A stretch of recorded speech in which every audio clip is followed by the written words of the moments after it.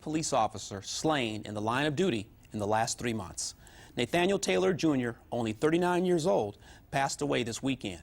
During a search warrant, he was the victim of unfriendly fire by the alleged shooter, Lamar Cooper. Often we paint a grim picture of police officers, claiming that they're all crooked, sneaky, hot-headed, but all in all, they serve and protect. We call them first when danger lurks. Tonight, Protectors Under Fire on Garrard McClendon Live.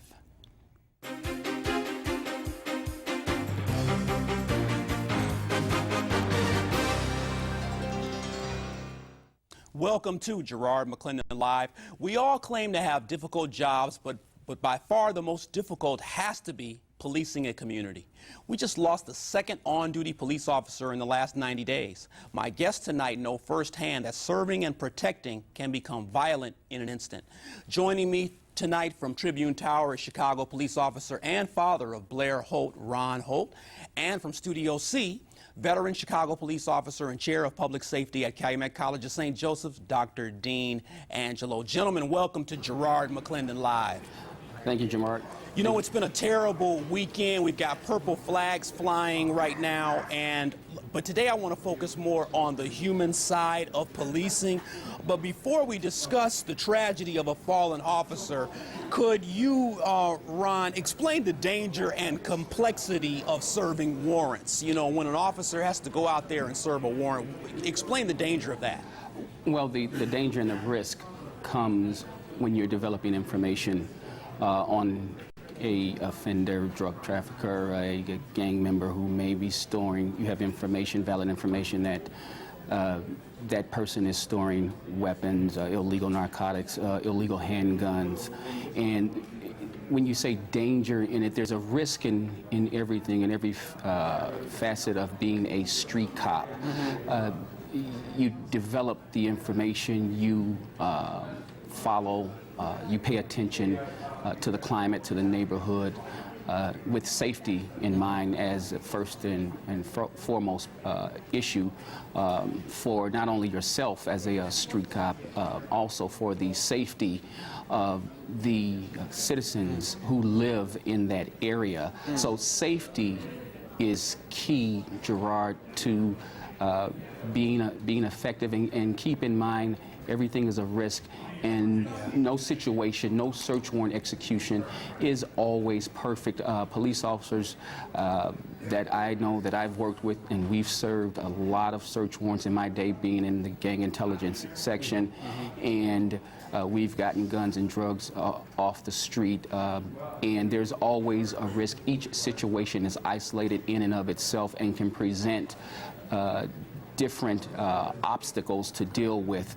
So in that situation, you can do what you have to do, what you need to do to be safe, to execute the search warrant, to have everyone in place, and still things can go eerily or at times tragically wrong. Absolutely. You know, I want to bring in Dr. Dean Angelo from Calumet College of St. Joseph in on the discussion. You know, Dean, Ron Holt talks about the complexity and the risk involved in serving a warrant. Could you elaborate on that as well? You're a professor of public safety. What do you tell your students when it comes time to serve a warrant? Well, warrants are always very tricky. Like he mentioned, no two warrants are the same. Could be the same building, could be for the same type of a narcotic, or if you're going for weapons, all those things could be similar, but you never know until you get to that door, and once you attempt to make entry, what's going to happen or be waiting for you on the other side. Yeah. You know, Dean, earlier we discussed this briefly. Talk to me, man, about the red light scenario. We were talking about the routine traffic stop. You know, many of us outside of law enforcement or public safety, we call it a routine traffic stop. You want to elaborate on that? Well, for people in the know, people that have done it, there's no such thing as a routine traffic stop. Not in my book, not in my years of experience. The individual that you're curbing for maybe a red light or a stop sign, if he is a working guy or if he's just on a routine trip and blows the stoplight or goes through that stop sign without coming to a complete stop. If that's the case, you have an exchange and you speak to that individual, and that's one type of scenario. If that person has just left the scene of a crime, whether it be a burglary, a shooting, a murder, anything, he knows what he did, she knows what she did, and they definitely know who you are. The difference is, for the police officer, they never know who that person is behind the wheel. My son's a police officer for almost 2 years now, and I tell him, there's no such thing as a routine traffic stop. You need to be ready. Yeah. Officer Holt, let's talk about instinct or calculated judgment. I mean, when do you know when it's time to grab the firearm and release it from the holster? Well, there is a time and place for that.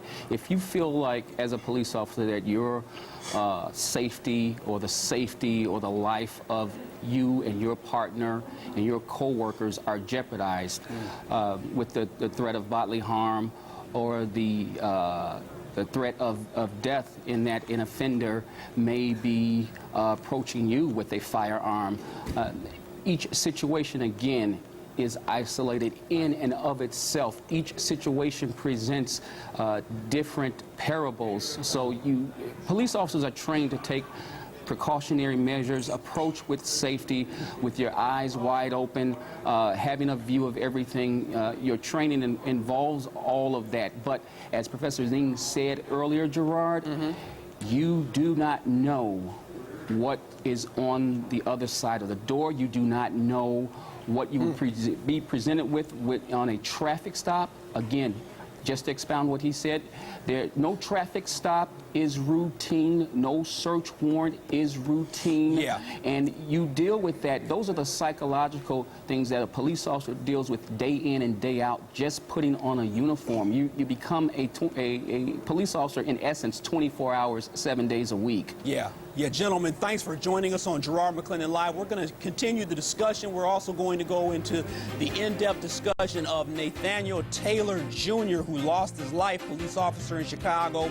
Do you feel safe in your neighborhood? How is policing on your block? We're taking your phone call, 630-575-TALK. Ron Holt and Dean Angelo join the conversation. Garrard McClendon Live continues in 2. It never happens, unfortunately, in law enforcement and police work.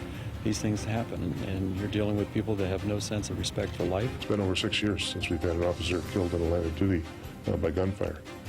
And now we've got 2 in 90 days, which is really hitting a lot of the members of the department, giving them pause to think.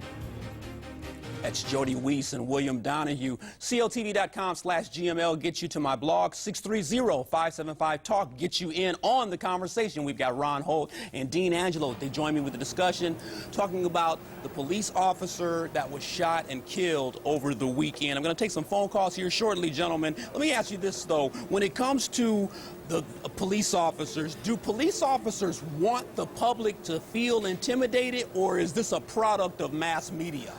No. Let me go with Ron Holt first. No, absolutely not, Gerard. There is no intimidation factor coming from the part of the police. The police are public servants. They are there to serve and protect the public. They function as an arm of the community to enforce laws when they are broken and committed. So I would say that unequivocally that the police officers are not out on the streets to intimidate, antagonize, or look the other way when crimes are being committed. Our focus as police officers is to serve and protect the citizens of the city of Chicago. Yes, sir. Dean, you want to chime in on that? Because here's the deal. I mean, now as well as in the past, there have been several hip-hop songs that have blasted the police. I mean, you can look at NWA's work with Expletive the Police, and also Ice-T's work with Cop Killer. I mean, are police intimidating? I mean, Ron Holt says no. What do you say, Dean?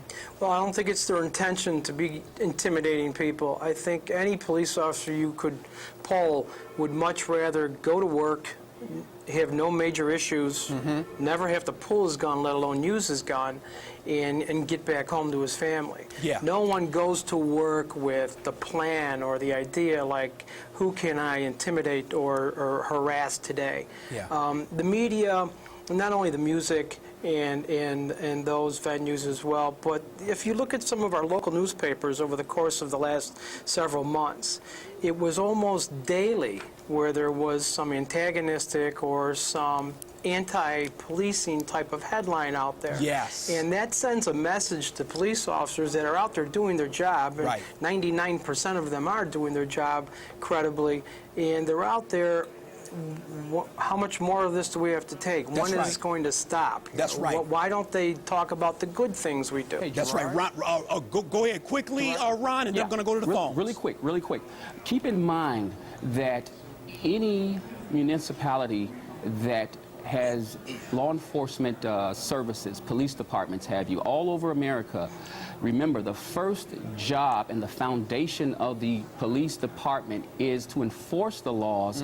And they're also, keep in mind, Gerard, that they're also there to deal with the problems in the community. Yes. When we get what is called going to a job, getting called to a job, 99% of the time, Gerard, most of those police officers in those blue and white cars, those marked vehicles, they are going to deal with the problem and help to deal with the situation and bring some type of stability and peace to that situation. I am so glad you clarified that, because what upsets me, Ron and Dean, is when people say, oh man, the police bother me, but you out there doing nefarious activities. I'm going to Martha. Martha, thank you for calling Garrard McClendon Live. What's your comment, Martha? Martha, what's your comment? Okay, I'm going to go to Dan. Dan, thank you for calling Garrard McClendon Live. Is Dan there? What's your comment? Andre, you're on Garrard McClendon Live. What's your comment? Andre, are you there? Andre, are you there? Okay, I'm going to come back. Gentlemen, let's look at the story. Nathaniel Taylor is the second officer slain this year. The Ashburn community, of course, mourns today. Lamar Cooper, the alleged shooter, 2 counts of burglary. He's a felon, 1 attempted murder charge. He was released from prison in 2004. They found drugs in this person's mouth and in his home. Now, according to WGN and CLTV, Lamar Cooper was sitting in a geo prison. He allegedly opened fire on police officers after Nathaniel Taylor Jr. and 3 narcotics officers tried to issue a warrant. Now, gentlemen, let me ask you this. Was it the right time of day to issue a warrant? From what I understand, it was very early in the morning. Is there a set time that a warrant should be issued? Gerard, there's no set time that warrants are issued or executed. As far as there is a time frame as to when they have to be executed, 2 or 3 or 4 or 5 days from the time that the judge signs the warrant. Now, as far as executing physically on behalf of police officers a search warrant, that is contingent on what has been agreed upon by the team's sergeant, the team's lieutenant, the team's watch commander, the team's unit commander, and they all go into agreement as to what would be a good time to execute that search warrant. Yes, Dean, you want to chime in on that, please? Well, sure. It is all part of the big plan. Usually, the officers that secure the warrant itself, the ones with the knowledge and the undercover information, the CI that comes forward and gives that officer the information. Most of the warrants that I've ever been involved in, that officer that secured all the information, that gets the warrant and types it out, we kind of leave it up to that person on when we go, how we go, what's inside, what the doors look like, and it is part of a big discussion. The whole team gets together. It's a very precise plan. Yeah. Hold tight, gentlemen. 630-575-TALK. Do you have a love-hate relationship with law enforcement, police officer, friend, or foe? Call me and voice your opinion.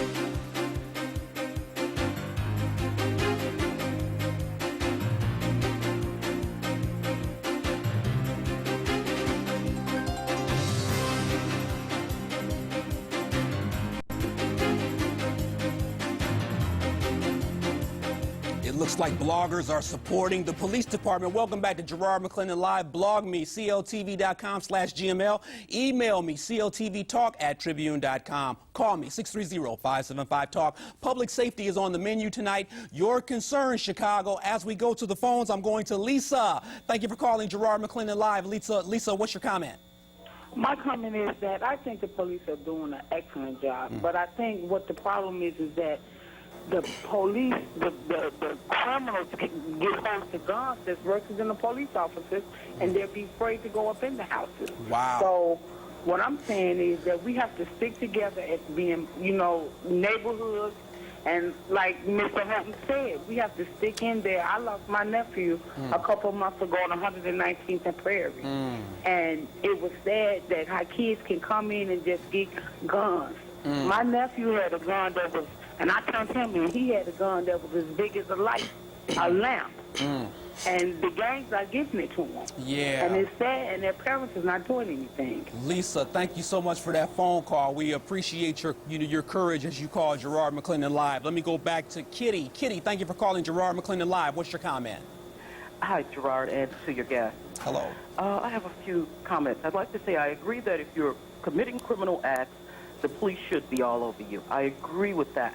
But I have experienced myself where the police make stops and they're rude for no reason whatsoever. So, I don't know. I got a love-hate relationship, as you say, with the police. And I think, lastly, the police can restore their reputation with the public by walking the beat again and showing their friendly side to the community residents. Thank you. Yes, Kitty, thank you so much for the phone call. I'm going to take one more here. Martha, thank you for calling Garrard McClendon Live. What's your comment, Martha? Hi, my comment is, can you hear me? Yes. Okay. Hi, can you hear me? Yes, we can. Make your comment. Make your comment. Okay, my comment is that we need to, the thing is we need to understand that the police officers are part of our community. You're out. And by them being a part of our community, they're not just men dressed in blue or women dressed in blue. They're our sisters, they're brothers, and our mothers. Yes, yes. Thank you so much for your comment. We appreciate that. Garrard McClendon Live continues. Police under fire. Do you help your protectors or hinder them? Cooperating with authorities as Garrard McClendon Live continues. I've got Dean Angelo. I've got Ron Holt with me. Hold tight. We'll be back in a moment. We're talking about the difficulty of policing tonight on Garrard McClendon Live. Gentlemen, thank you so much for being on the show. I've got to read this and ask you to give me some final comments here. Family members claim that the alleged shooter was praying while this took place. And one resident, Terrell Murray, a neighbor of Cooper's, said, "We thought he was the good guy in the neighborhood. We thought he was working for us." Monique Bond, police spokesperson, says, quote, while still inside the vehicle, the suspect opened fire on police officers. Now, gentlemen, give me a comment about this. We thought he was a nice guy. This guy's a felon. This guy just was released from prison 2004, 2 counts of burglary, 1 attempted murder charge. I mean, are communities afraid to snitch? What's going on? Let me go with Dean Angelo first. Make it quick, Dean, then I'm going to Ron Holt. Well, I think a lot of communities have a difficult time coming forward. The one caller said she turned in her nephew that had a weapon. That's a unique thing. It would be nice if more of that happened. Rather than give credence to those stories, I'd just like to give condolences to Officer Taylor's family, his loved ones, co-workers, and all the other officers that knew him. And Yes. I'd much rather end on that note. Yes, sir. Ron Holt, comments. Yeah, first things first, you have to ask yourself, what is a person like that being a convicted felon doing with a firearm in his possession? And that speaks volumes of his intent. It is unfortunate that his intent was exacted on anyone, especially a Chicago police officer. And I also, on behalf of the Chicago Police Department, PurposeOverPain.org, and the Blair Holt Alliance Against Gun Violence, would definitely like to express our deepest sympathies and condolences and prayers to the family of Nathaniel Taylor, his wife, his child. Our hearts go out to you. We know, and I know, how difficult it is and what it's like to endure the loss of a loved one, be it a child or a family member, a loved one, anyone close to you. I know it's difficult, and they have to get through this time, and our prayers and our support is with them all the way. Thank you so much, gentlemen, for being on Garrard McClendon Live. Dean Angelo from Calumet College of St. Joseph, the Crimson Wave, and Ron Holt, police officer and the father of Blair Holt. Thanks to my guests, Officer Ron Holt and Dr. Dean Angelo. Thank you. Angelo, as we continue, as we mourn the loss of Officer Nathaniel Taylor Jr., let us not forget that men and women throughout our cities risk their lives every day to protect us. Nate Taylor Jr., thank you for your service. We appreciate you. That's Garrard McClendon Live. Keep your head up, and remember, always be encouraged. Ask or ask? Donda's rules, Sue choose. McClendon.